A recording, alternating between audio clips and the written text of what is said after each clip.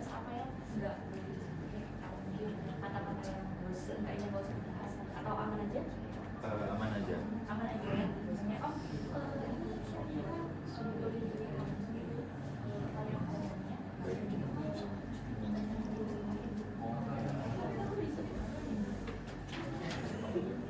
Nggak tahu ya. Yang biasa sama aja.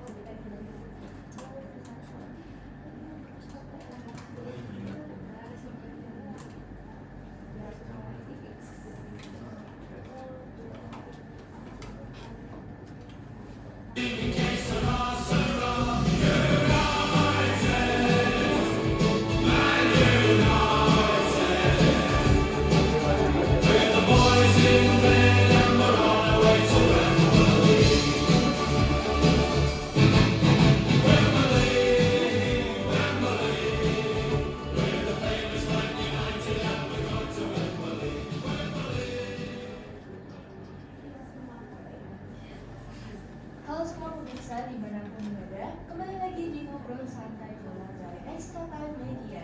Seperti biasa kita akan ngobrol santai seputar dunia sepak bola, mengupas berbagai cerita menarik, fenomena dan tentunya hal-hal yang lagi hangat diperbincangkan oleh para pecinta bola.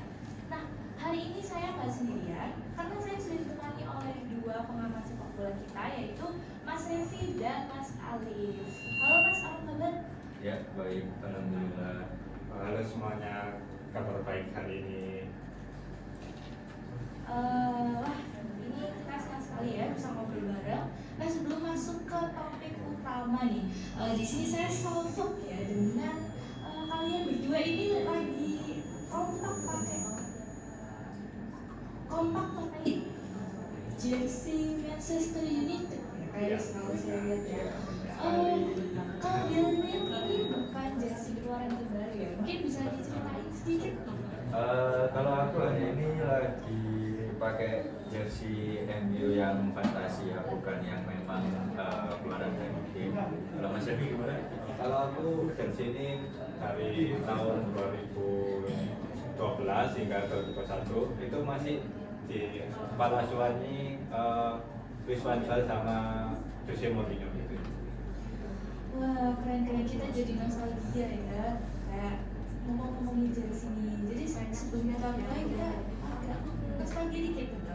Nah, di episode kali ini kita akan membahas salah satu topik yang pasti udah gak asing di telinga kalian ya, yaitu taktik strategi high pressing. Nah, kalau gitu ini kita bisa langsung mulai. Tetap simak ya obrolan kita sampai selesai. Langsung aja kita mulai. Jadi kalian pasti udah nggak asing lagi dengan kata high pressing. Kalau dari sudut pandang kalian nih, kalau dari sudut pandang Mas Alif deh, kayak gimana sih opini terhadap strategi ini? Menurut aku pribadi sih ya, opini terkait strategi pressing ini itu ada ketika sepak bola mulai berkembang ya, apalagi dari sepak bola mungkin tempo lama ke modern sekarang ini, di mana pastinya ritme permainan itu pasti berubah. Dari situ mungkin yang dulunya high pressing ini nggak terlalu dimanfaatkan, sekarang kayak lebih ini sih diunggulin dalam tim untuk memenangkan suatu match gitu sih. Kalau seperti yang diomongin sama Mas Alif tadi ya, kalau kita lihat kan bola sekarang ini kayak rasanya hampir udah setiap musim itu bakal identik dengan permainan high pressing. Mulai dari level top yang dari tim yang mungkin dari yang daerah atau mungkin sampai kayak yang nasional. Menurut kalian itu kenapa sih high pressing itu bisa menjadi begitu populer deh? Mungkin menurut Mas Revi deh, gimana? Oke, karena di permainan sepak bola itu yang tinggalnya itu adalah seninya. Jadi taktik pressing itu ada seninya sendiri, yaitu cara bermain dengan tempo cepat. Karena high pressing itu sendiri adalah taktik yang merebut bola secara cepat, sehingga musuh itu akan menjadi blunder gitu. Mentalnya akan down karena kena pressing terus terhadap tim kita yang akan menyerang ke lawannya gitu. Jadi kalau dari Mas Revi sendiri menariknya high press itu karena kayak ada tekanan, jadi lebih seru gitu loh. Matchnya itu lebih terasa gitu ya.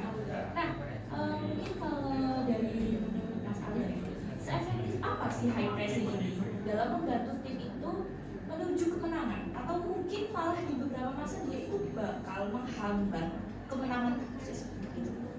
Menurut aku seberapa efektif high pressing ini untuk tim ya? Untuk saat ini benar-benar efektif sih menurut aku, karena dengan ritme permainan sebuah tim sekarang itu kan lebih ke bagaimana bola itu bisa masuk ke gawang musuh ya, mendapatkan poin dan sebagainya.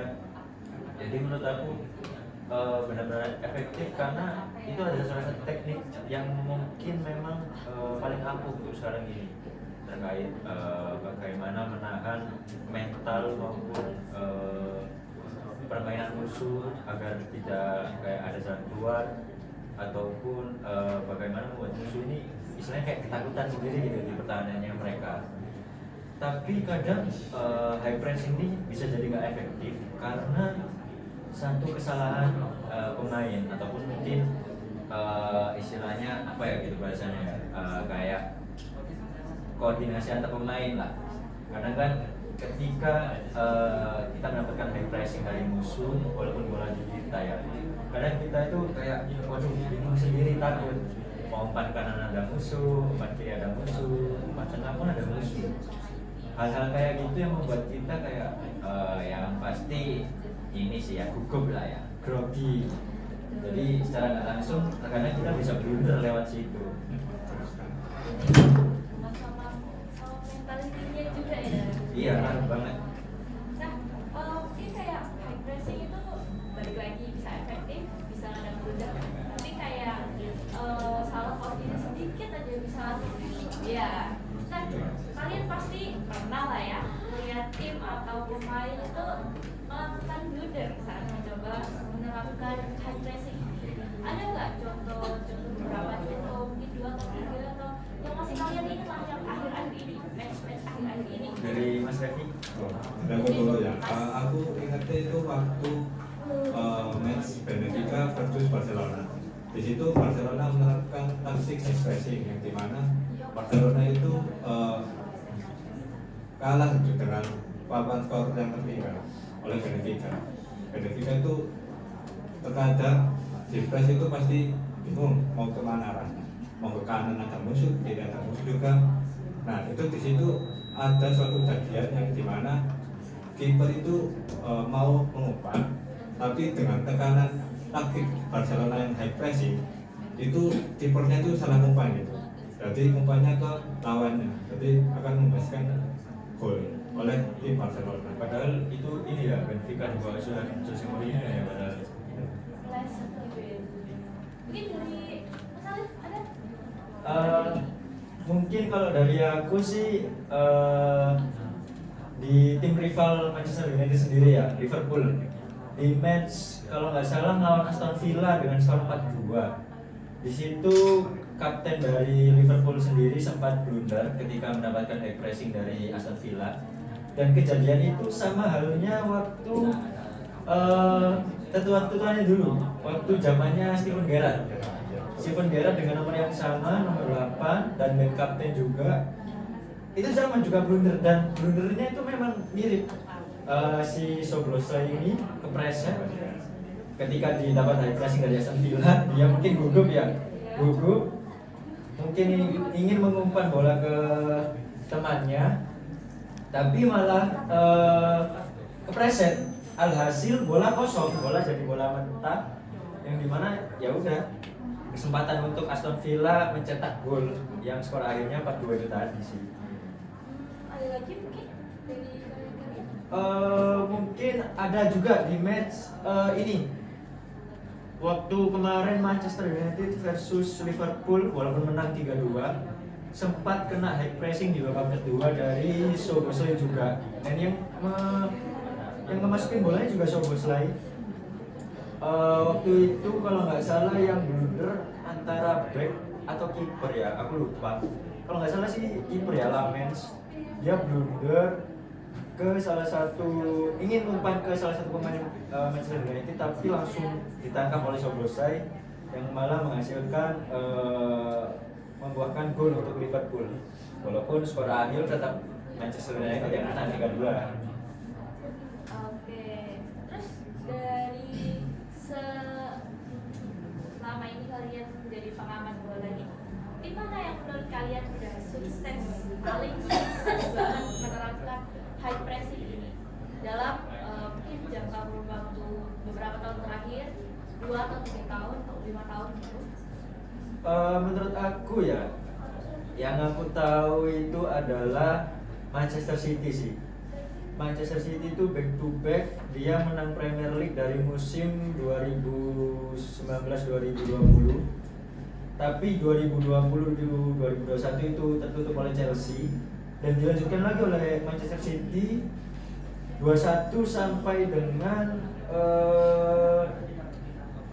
musim 23-24 kalau nggak salah. Karena di 24-25 itu Liverpool yang menang, kemudian 25-26 Arsenal yang menang. Jadi menurutku City di bawah Pep Guardiola itu nerapin high pressing itu benar-benar ampuh sih. Bisa sampai back to back juara Premier League 3 musim berturut-turut. Tapi tim favorit kalian nih berdua nih siapa sih sebenarnya? Apakah yang tadi disebutkan atau malah beda? Kalau dari aku sendiri memang Manchester United sih. Kalau dari Mas Revi nggak tahu gimana. Kalau aku ada dua sih sebenarnya. Kalau dari Liga Inggris itu yang tetap Manchester United. Nah, untuk yang Spanyol itu untuk Barcelona. Sama ya berarti kalian ya. Iya, kita pecinta King MU. Siap. Terus kalau melihat tim-tim besar saat ini ya, jadwal pertandingan mereka itu kan pasti bisa dibilang udah sangat padat. Apalagi mau menuju ke match lagi dalam 1 minggu ini tuh pasti banyak tim yang bakal bisa main 2-3 match di kompetisi yang berbeda kan. Nah menurut kalian tuh kayak seberapa besar sih pengaruh jadwal yang padat ini terhadap tekanan atau kayak terhadap impact yang dirasakan oleh tim yang akan melakukan high pressing di match mereka? Menurut aku sendiri sih dengan padatnya jadwal ya, apalagi high pressing ini bukan sekedar sebuah tim itu membuat tekanan ke musuh ya, tapi juga mengeluarkan teknik-teknik mereka, kemudian fisik mereka apalagi ya, dan terutama mental. Menurutku sih benar-benar ngaruh ke stamina pemain ya, apalagi contoh kayak mungkin beberapa tim Manchester City, Arsenal, atau Liverpool yang musim ini sempat main di beberapa jadwal liga ya, jadi kayak UCL, kemudian ada belum Premier League, belum lagi di Carabao Cup atau mungkin FA Cup. Benar-benar ngaruh sih, tapi dengan adanya teknik high pressing ini jadi bikin pelatih untuk gimana cari jalan keluarnya. Salah satu yang aku tahu sih rotasi pemain. Jadi makanya kenapa ada sebuah tim itu yang memang punya pemain bisa lebih dari mungkin 2-3 pelapis gitu. Iya, 2-3 pelapis. Bahkan kalau Kak Cindy tahu nih ya, ada satu tim yang memang punya hampir, ini kalau salah mohon koreksi ya, 50 pemain dalam satu tim. Chelsea 2024-2025 apa ya? Itu punya pelapisnya, bahkan kiper aja punya, kalau nggak salah 5 ya, 5 kiper aja 5 itu. Saking waktu itu Chelsea memang mengikuti banyak kompetisi, tapi ya nggak memungkiri Chelsea 24-25 KJB ya kebetulan juara dunia. Kebetulan juara dunia. Jadi menurutku kembali ke bagaimana suatu staf pelatih ini mencari jalan keluar agar pemain ini nggak terkena cedera, nggak kena tekanan mental dari beberapa liga atau match gitu sih. Jadi pemeliharaannya tetap di pelatih. Iya benar banget. Kuncinya. Nah, mungkin dari Mas Selvi, saya mau nanya ya, kayak pertanyaan yang sering jadi perdebatan di kalangan pecinta sepak bola nih saat bahas high pressing. Nah, sebetulnya itu yang lebih menentukan keberhasilan taktik tersebut itu pelatih atau kualitas pemainnya sih? Kalau dari aku sih dari pelatihnya ya, karena pemain itu harus menyesuaikan taktik pelatih yang ada. Jadi pemain itu harus mengikuti apa kata pelatih, karena pelatih kan kepala ya, nggak bisa dibutuhkan. Pelatih mau taktik defensif, taktik build up atau counter attack, itu pemain harus siap harus siap, karena pemain itu yang berada di lapangan itu, pelatih kan cuma menyusun strategi di luar lapangan.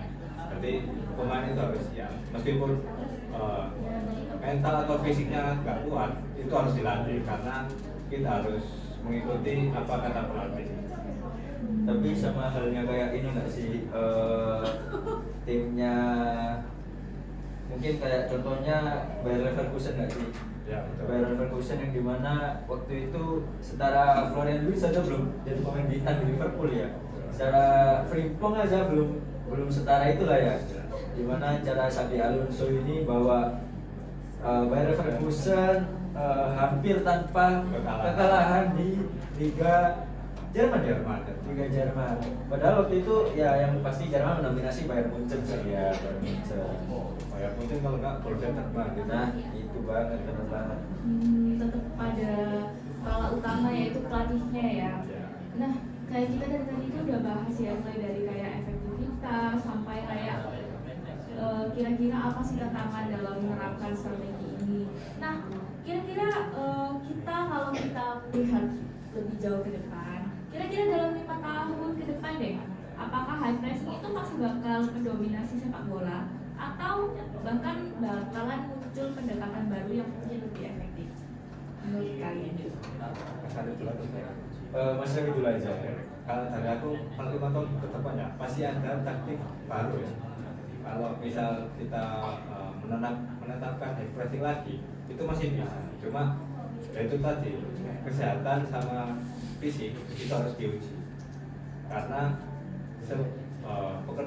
perkembangan zaman itu harus kita lewati gitu. Ada yang pasti fisiknya lemah dari awal SSB, itu pasti fisiknya lemah. Nanti waktu pada saat ini kayak internasional dimulai, itu pasti akan diuji fisik, mental maupun kesehatannya para pemain. Itu masih efektif sih untuk 5 tahun ke depan. Jadi karena munculnya taktik baru juga nggak bakal langsung bisa beradaptasi ya. Sudah ada taktik high pressing tersebut. Ini dari Mas Alif.